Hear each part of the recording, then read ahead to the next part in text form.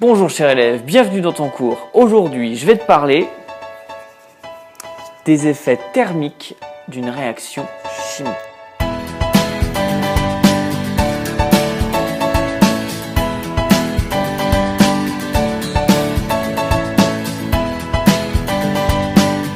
Nous sommes donc dans la partie 3, le sport, et dans cette partie 3, nous avons attaqué le chapitre 1, la chimie du sport. Après avoir parlé des transformations chimiques, nous allons parler maintenant des effets thermiques d'une réaction.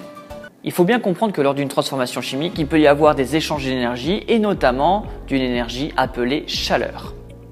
Cette chaleur, appelée aussi énergie calorifique, peut soit être acquise par le système chimique, soit au contraire être perdue par le système chimique. Lorsque le système chimique va perdre de la chaleur, à ce moment-là, on dira que la transformation est exothermique. La chaleur sort du système. A l'inverse, lorsque le système va gagner de la chaleur, on va dire que la réaction est endothermique. Le système récupère de la chaleur. Mais finalement, cette chaleur, elle ne vient pas de nulle part et elle ne va pas non plus n'importe où. Il y a donc un échange d'énergie entre le système chimique et le milieu réactionnel dans lequel se passe la réaction. Cela signifie que si le système fait une réaction qui dégage de la chaleur, donc exothermique, à ce moment-là, le milieu réactionnel va récupérer cette énergie et la température du milieu réactionnel va augmenter.